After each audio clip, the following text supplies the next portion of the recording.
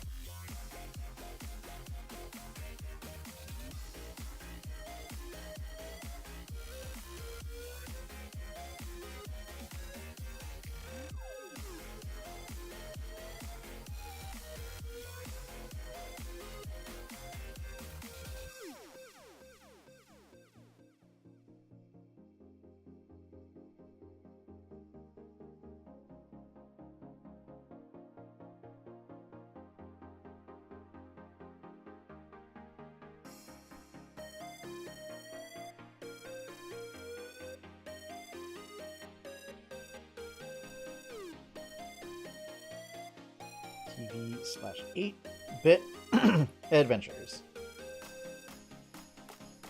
Publish that.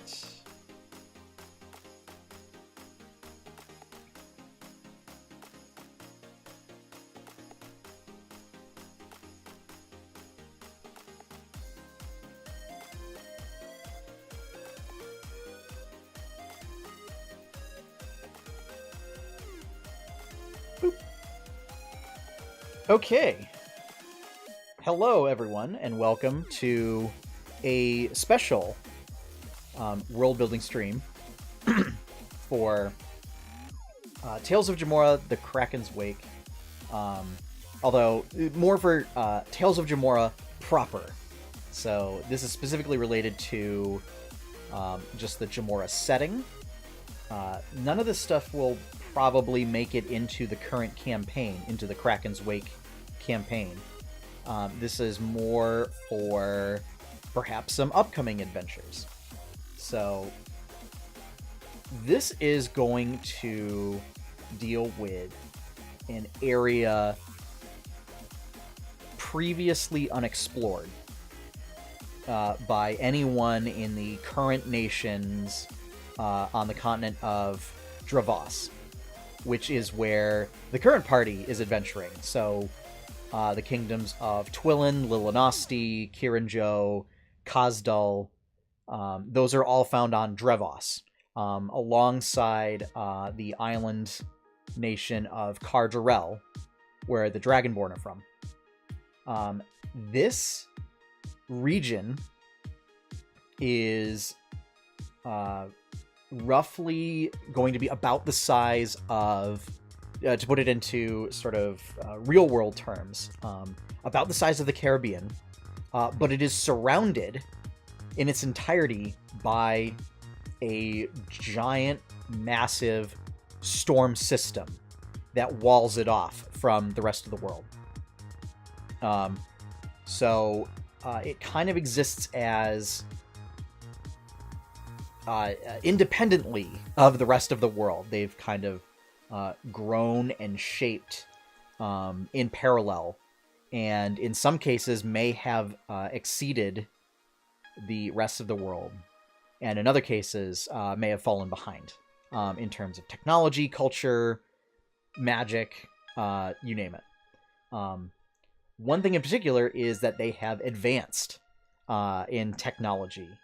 So, but we'll get into that a little bit more. The main feature of this region that we're just going to call the Tempest for now, and the livable area is known as like the heart of the Tempest, is the fact that most of the habitable land masses were pulled up from the surface into the air. So the whole region is surrounded by like this dome of storms. And most of the inhabitants are quite familiar with air travel of various sorts, whether it being under their own power via wings or through some manner of airships. So this is drawing on inspiration from a lot of games such as Skies of Arcadia, Xenoblade Chronicles 2, Baten Kaidos, where the whole entirety of the game kind of focuses around a lot of these flying ships and airships, and they're relatively commonplace. This is also drawing on some themes from The Legend of Zelda Skyward Sword, where the habitable regions are these floating islands, and down on the surface is a very dangerous place. So that's kind of the direction that I wanted to go with this region, is really focus on sort of this, to take Jemmora's themes of spells and swashbuckling, or swashbuckling and sorcery, and apply it to air travel and the air, and to do sort of sky pirates and things like that. And I really liked the concepts that they were starting to really develop in Skyward Sword of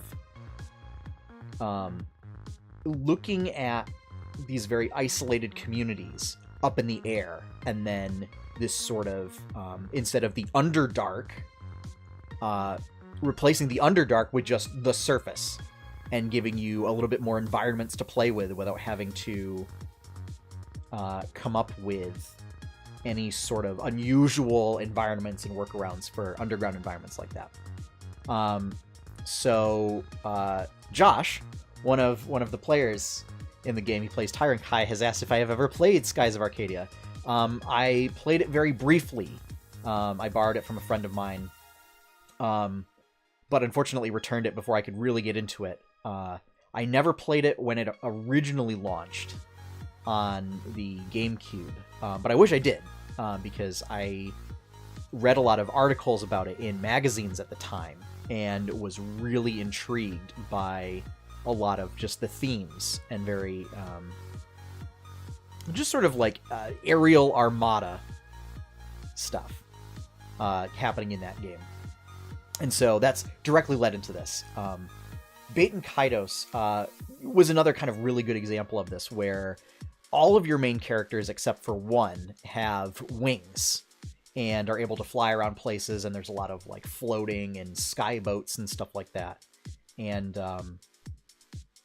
part of the main story is that the main character has like a prosthetic wing, and so, you know, trying to get around using that. And one of your side characters is from the Empire, and they don't have wings at all due to some divine thing that happened. So I do have some, we'll call them factions, drafted up that do control various regions in this Tempest area. And the idea is that there's quite a few. So there's some larger islands, and that's where the hubs of these nations are. But they also control a vast swath of territory among smaller islands and island chains. And basically to kind of get like a sort of Pirates of the Caribbean feel that you also get like with other sort of pirate style games, where you're going around the Caribbean and there's a lot of small islands really close to each other that you can use for hiding or for exploration or to island hop here and there. I really enjoy that sort of exploration theme in games, and this would kind of take that but put a spin on it, again, by having it be in the air. So some of the main the big main factions that we have are kind of defined by their leadership structure and their sort of outlook. And so we have, first up is the Drakazul Praetorium. So this is a theocratic nation that is governed by the worship of Lokdov, the sort of sky serpent who is revered as the god of sky and storms. Luckdove is worshipped elsewhere in Jemmora, but within the Tempest is revered as the leader of gods and the leader of the Pantheon, which is not consistent elsewhere. Where Kure, the goddess of the sun, is revered as sort of the leader of the Pantheon. Although it should be noted that there is a faction among the clergy that are devoted to Luckdove that believe that he is the true rightful ruler. And so this may interact with that to some degree. Perhaps there's some history there that this faction may have derived from that subset of the clergy. But especially considering that most of the travel takes place in the air, surrounded by storms, and wind especially plays a very important role in daily life among these islands. It elevates the Azure Drake, as he is known, to this very prominent status. And so they wield a considerable amount of power.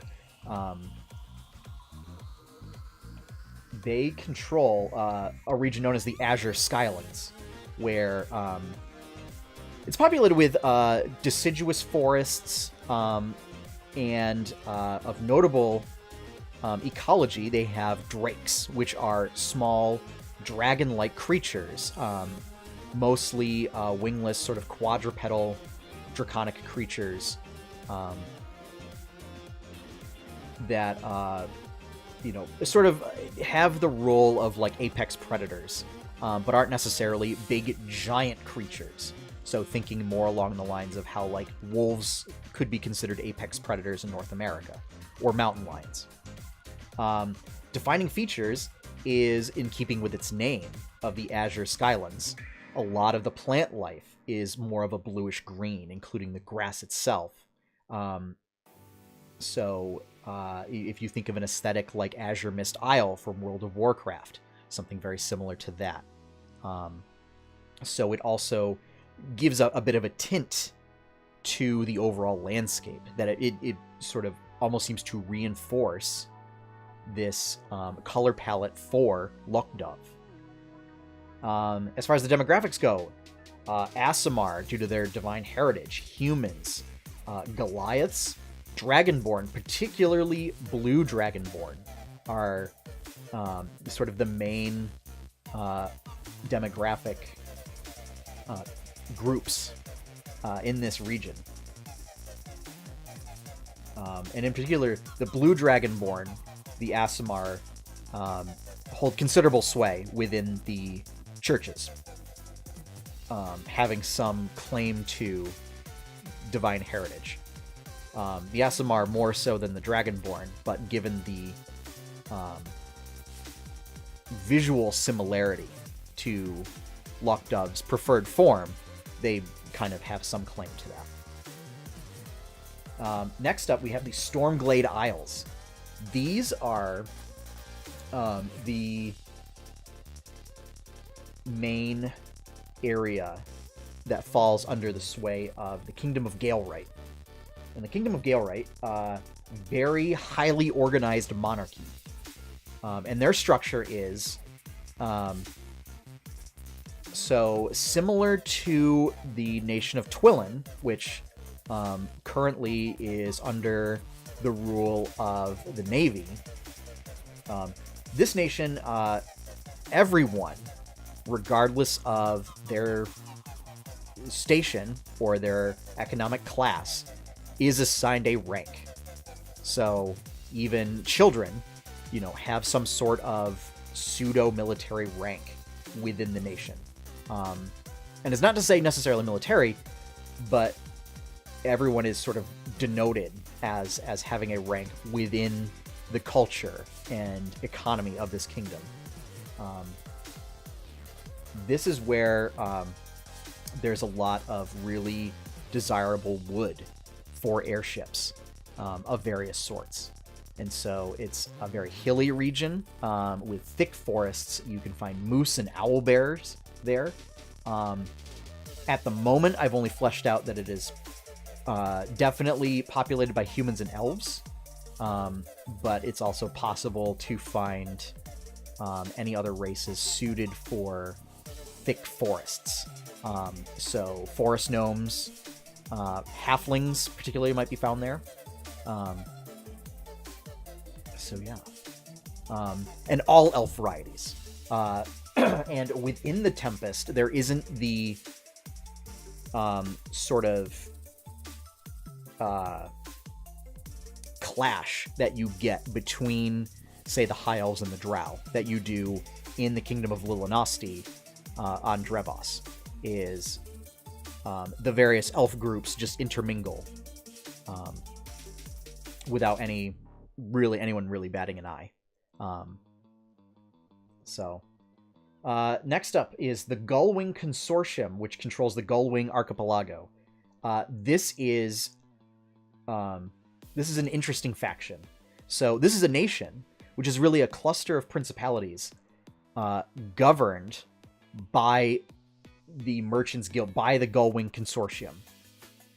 So this is a Merchants Guild that holds sway over all of these sort of individual factions grouped together, or these localities all grouped together. The Consortium is largely populated by Aarakocra and Kenku. The Aarakocra in particular because they can fly natively.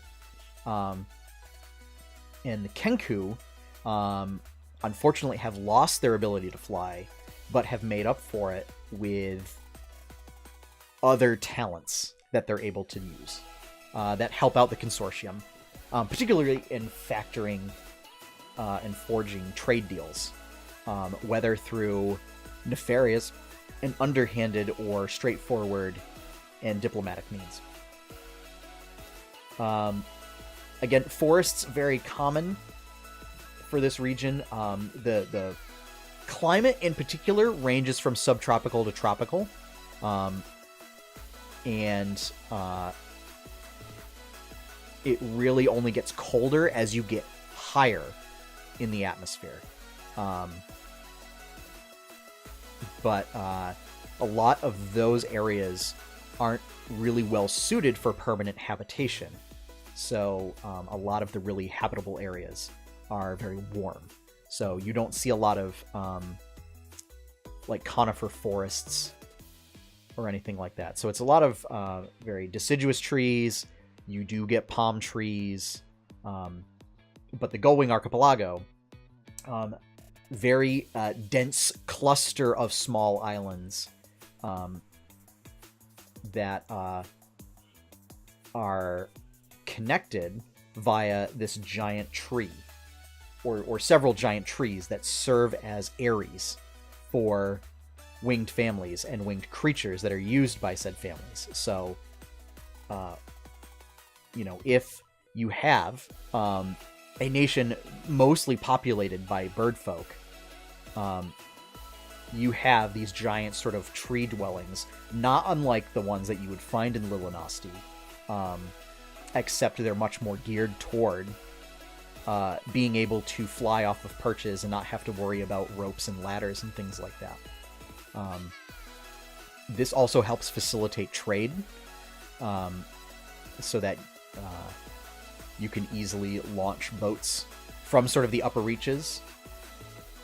And notably, primarily urban. So a lot of the quote-unquote wild areas are actually parks, and very developed, and very jam-packed together. So it gives you almost like a skyscraper kind of feel, in that because a lot of the inhabitants can natively fly, you can build up as opposed to having to build out. And since they're populated by a lot of very tall trees, you naturally don't even have to build very much. Notable ecology are giant eagles and giant owls, in keeping with the sort of avian theme in the region. Next up, we have the Gustenwald Empire, which lords over Gustenheim. This is a very expansive territory of grasslands. Notable is you'll find bullets there. The big burrowing armadillo, snapping turtle creatures, primarily populated by dwarves and humans. Yes, land sharks. This is where you will find a lot more advanced machinery to replicate flying.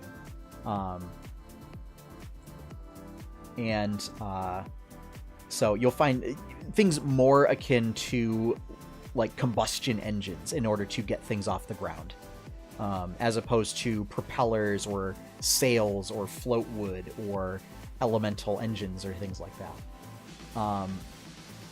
Gustriders is ruled over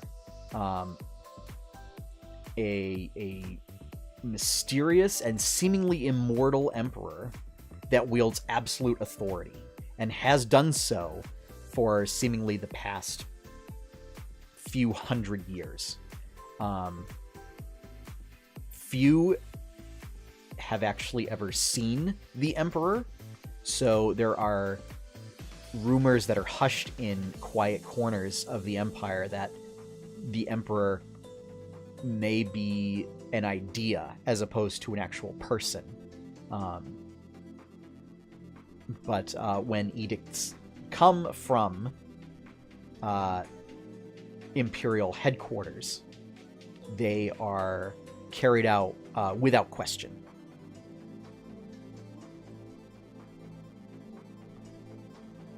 The Misty Wilds is kind of a region of loose air currents, fog, small marshy islands that serve as sort of makeshift temporary stops for the Blackheart Alliance, which is, because I am so fond of them, it is a democracy that oversees fleets upon fleets of sky pirates.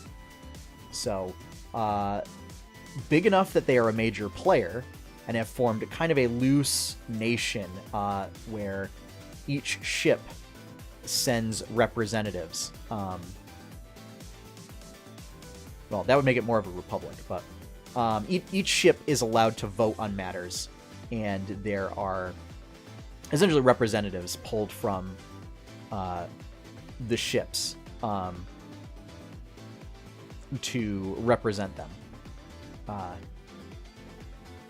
And captains are voted for candidacy on becoming Grand Admiral, who oversees all of the fleets, and is advised by a council. So, notable ecology is because there's a lot of sort of open air, we'll say, surrounding this area, and a lot of mist-bound, cloudy regions. You get a lot of sky sharks. Now, sky sharks and other sky varieties of creatures will feature in this setting, because you have to have some kind of crazy, unusual flying creatures. Here's the big difference between sky sharks and regular sharks. Sky sharks fly. That's if you want to use sky sharks in your own games, that's all I'm going to be doing, is taking regular sharks and giving them a fly speed and making them amphibious, right? Or maybe not even amphibious and they just breathe air. But the idea being is that they're naturally buoyant in the sky. And the demographics, being a coalition of pirates, highly varied. So if you want to have a party that consists of a wide variety of character races, the Blackheart Alliance and the Misty Wilds are probably a good faction for them to be associated with. So that way you don't run into any, like, well, okay, so explain how I don't know, like a Fire Ganassi is over in this nation, or something like that. Let's see. So Josh asks, would a sky flying fish be a swimming skyfish?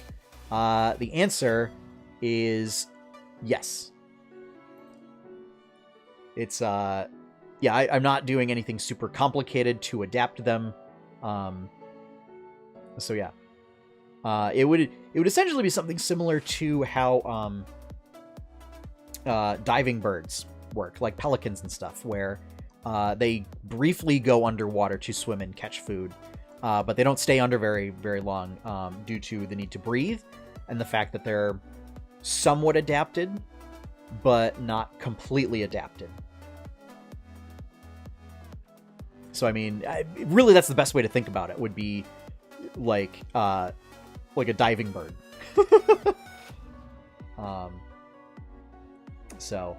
Another region that we have that's not necessarily controlled by any particular faction is the Tethered Wastes. These are kind of barren islands that don't really have any permanent inhabitants on them, that are covered with sometimes moss, or might just be slick with mist from fog.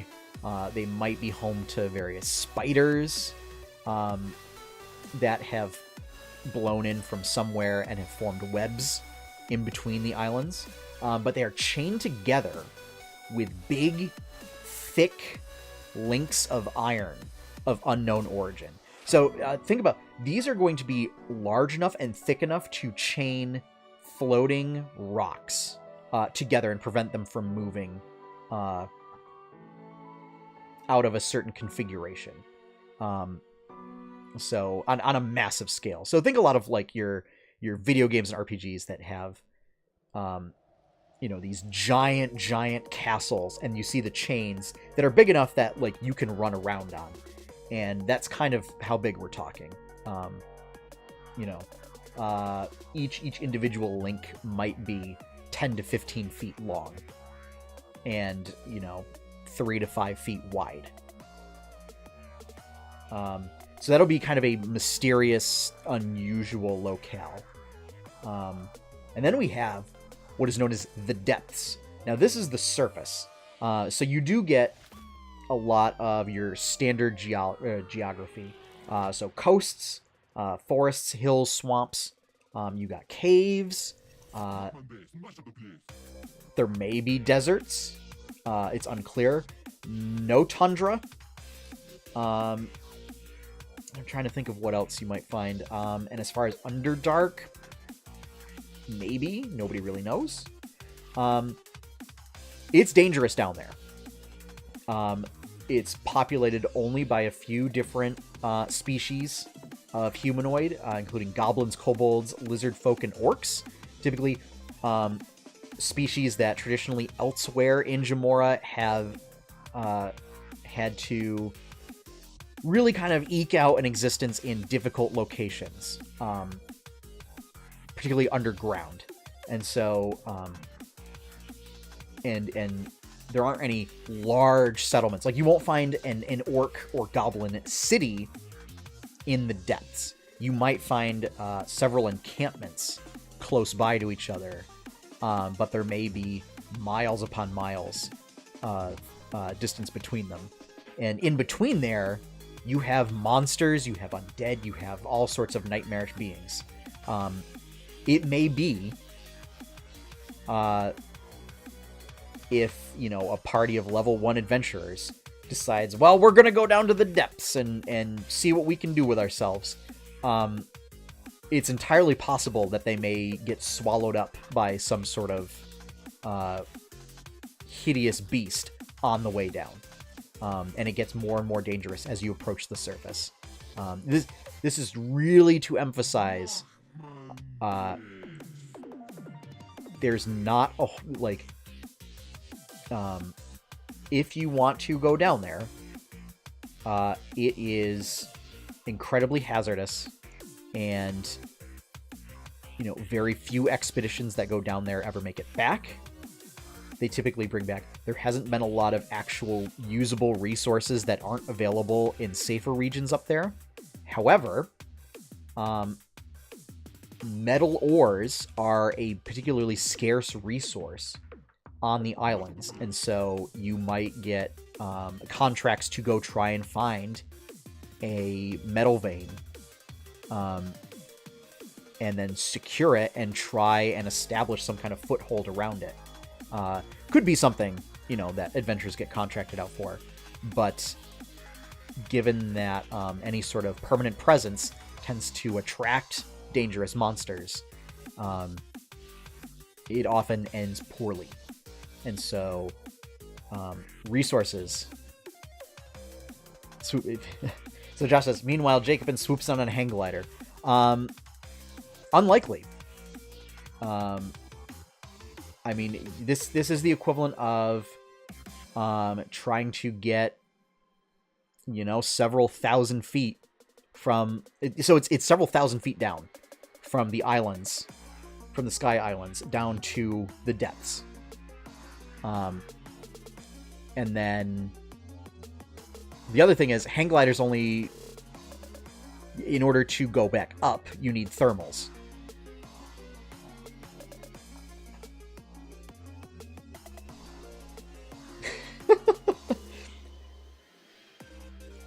And so we got another comment that Jacobin gets shot out of the sky by a character in one of the games that I'm playing in, who plays a gunslinger. Also not likely, given that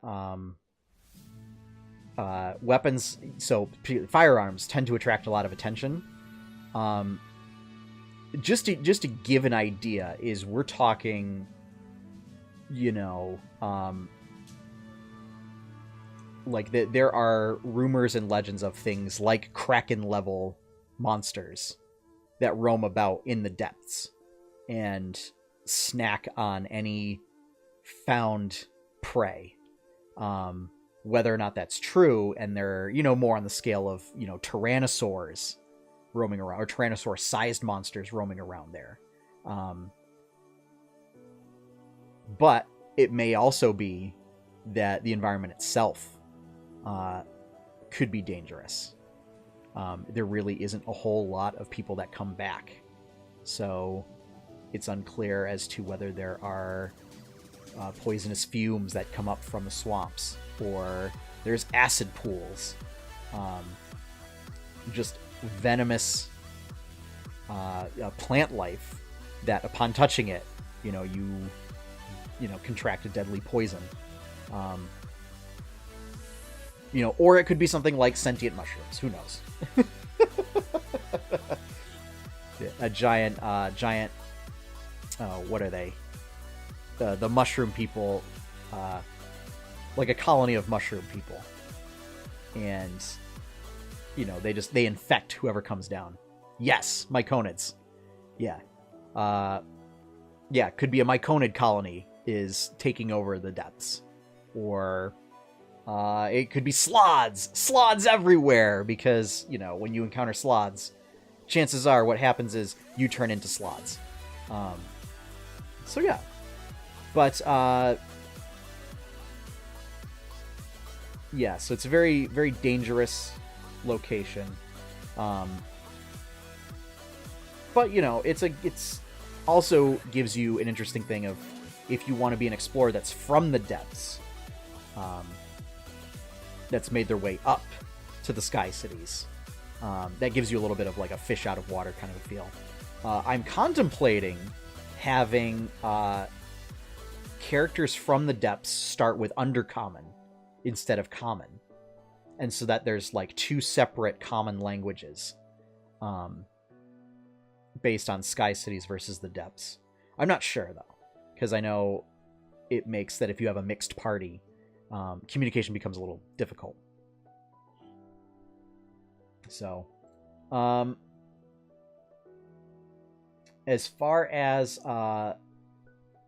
other species groups, so not a whole lot of Earth Ganassi are in this region. That's probably not very surprising, given that its focus on storms and air.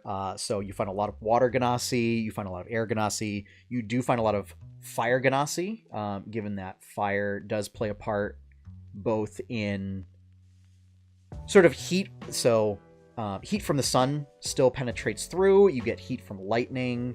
Fires still happen and occur on the islands. It's just that there's not a whole lot of earth for earth Ganassi to really connect to. And so there's not a whole lot of them found there. Tieflings are nowhere near as common as Aasimar, primarily because there's a large portion of Aasimar in the Azure Skylands. Tieflings can kind of be found in a smattering, scattered across the other regions, particularly Tieflings of the winged variety. Since they tend to do very well in this region. Trying to think of what else. It is possible to find Warforged in this region. They do still have a lot of the same idiosyncrasies that we find with Warforged elsewhere in Jemmora. So personality traits and quirks similar to Twixen and Lantern, you will find in Warforged in this region as well. They don't seem to nearly have the sort of hostile to unfriendly reactions that they get elsewhere, just due to the sort of advanced technological nature of this region. So yeah. Why don't I talk about that for a little bit? So, airships, extremely common. So if you take sort of a region of tropical islands like the Caribbean or Polynesia, and think about how ubiquitous boats are, just seafaring boats, that is how ubiquitous airships and airboats are in this region. So there are folks that will take small airborne rowboats out in between locales to do some semblance of sky fishing, which is a thing. There will be essentially more similar to like catching birds than, dropping a line. But it's still a thing that is done for as far as catching food. Different cultures will have their own different cultural sort of specs for various types of airships.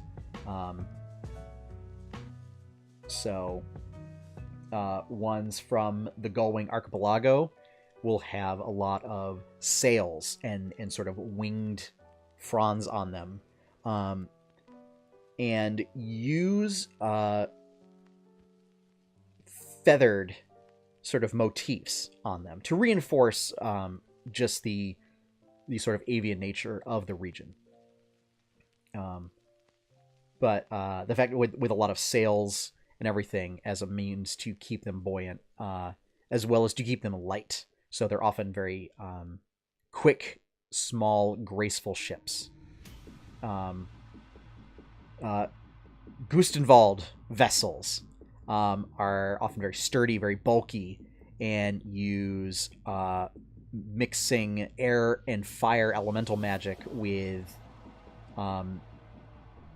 sort of alchemical fuel to keep them going, and are more akin to like some kind of rocket-based vessel than other varieties. The Stormglade Isles will utilize lots of wood and tree shapes, so often leaf motifs in there, combined with sort of lightning arced elementals. They're often noted for using gardens within the airships themselves as a means of life support, if you will, as a way to like produce food, produce shade, help collect water. The Azure Skylands, these will incorporate a lot of sort of cleaned and painted bones from drakes and build them into like these great barges that utilize a lot of draconic imagery in them, to the point of having like tanned and dyed azure scale hide stretched across. So a lot of the sails will be this sort of scaled hide, and have a very regal design to them. Often very draconic figureheads at the bow. For the Blackheart Alliance, given the fact that they often have to resort to raiding and stealing and pilfering, plundering, looting, kidnapping, ravaging, not giving a hoot, if as it were. Very ramshackle boats, often in some levels of disrepair, mixing and matching different kinds of aesthetics. So you might even get a little bit of like a Mad Max vibe going on, where you may have what looks like gull wing sails stretched across drake bones on a Stormglade hull, but it's been outfitted with several Gustriders engines to essentially give you like a rocket sail that screams across the sky. So yeah. One thing in particular is with the Stormglade and Azure and the Praetorium vessels, the Galewright and Praetorium vessels, is they will heavily utilize the binding of elementals. And so you'll get these like big giant rings that make them look like starships almost.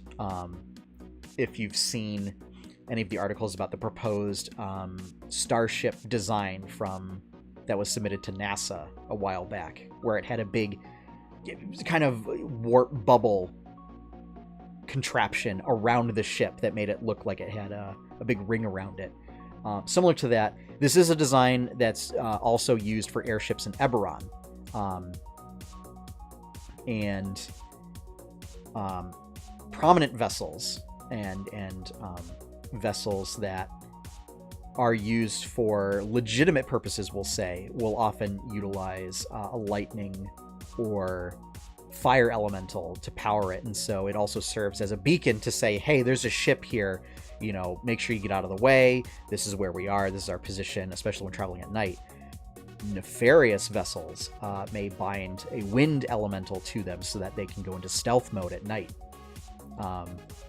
Sometimes they might even particularly ostentatious vessels might bind some kind of radiant elemental to them, so that they are literally alight and glowing.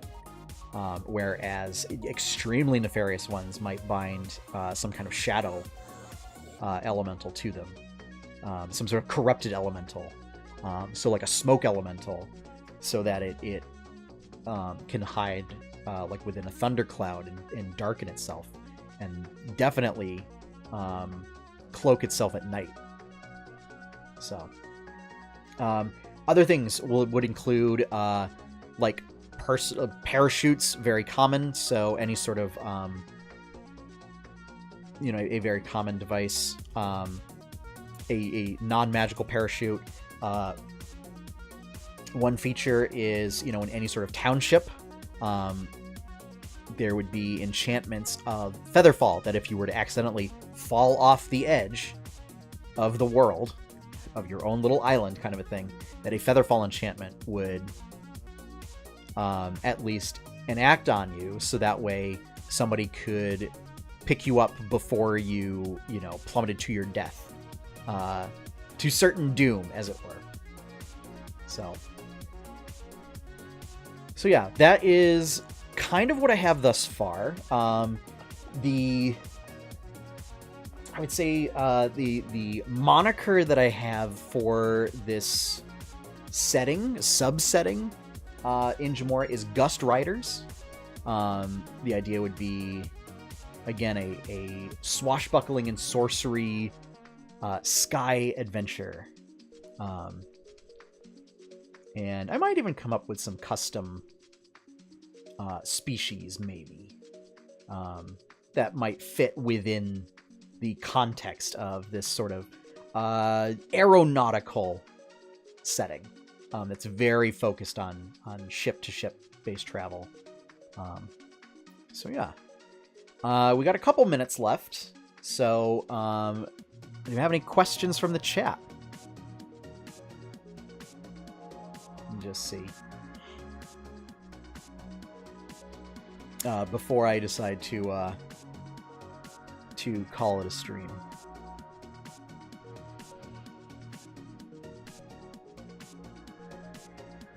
Fortunately, I can't tell.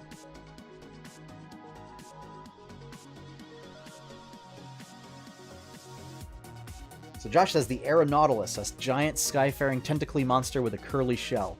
Absolutely. Yeah, I mean, and any flying monster, right, would be right at home here. So, I mean, flying across on giant eagles, giant birds.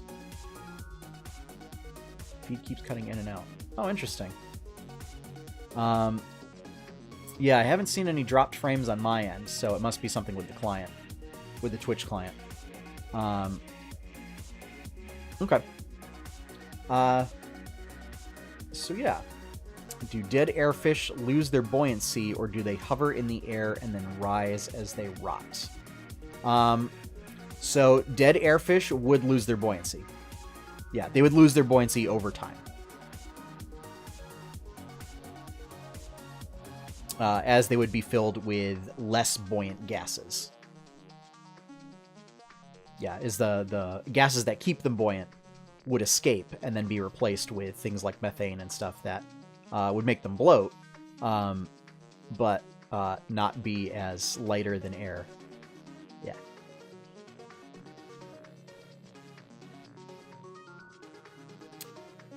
Rats. Plot hook could have been clouds of dead fish start rising from the underworld. Well, maybe. I mean, there are plenty of other ways to make dead things start flying about. I mean, let's put it this way: it might not necessarily be just a natural process. It could be an unnatural process. Perhaps dead fish. Perhaps, let's say, even dangerous fish in the depths. You know, let's say, I mean, piranha, you know, or some degree of piranha, right, that are in the depths and are a common fish in the depths. Suddenly, you start to find swarms of undead piranha start rising from the depths and attacking settlements that are close to that region. And they start making their way further and further up. I mean, that's certainly a plot hook. You find out, okay, who's making undead flying piranha swarms? That's always a great question. So yeah. I think we're going to wrap it up there. So if you have any questions, any further questions about this setting, be sure to follow facebook.com/8bitadventures. You can follow me on Twitter at 8bitadventures. You can find more information on not necessarily this portion of the Jemmora setting, but if you want to learn about Tales of Jemmora in general, head on over to jemmora.com. There may be, once these are still kind of very not fully fleshed out notes, and a lot of just ideas that are rattling around in my head. So this stuff may not make it up onto the site for quite some time, but if you ever want to talk that, yeah, be sure to follow us on 8-Bit Adventures. And if you want to help support projects like this, Tales of Jemmora, any of our other podcasts like the 8-Bit Adventures podcast or Berkshire Bites, please consider becoming a patron at patreon.com/8bitadventures. And over there you can find some really cool exclusive patron content. More content of this might show up there as patron-only content as a special preview until it's ready for sort of public viewing. So there is, a benefit to that as well.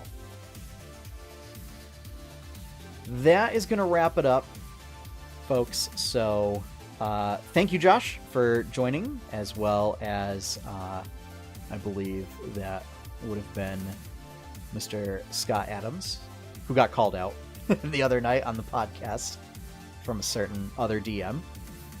And be sure to come back here next week, April 19th, on twitch.tv/8bitadventures, 7 p.m. Eastern Daylight Time, for the next episode of Tales of Jemmora, The Kraken's Wake, as the party storms the Rose Gardens and storms the castle. So, have fun, everyone. Happy gaming, and enjoy your pie cake.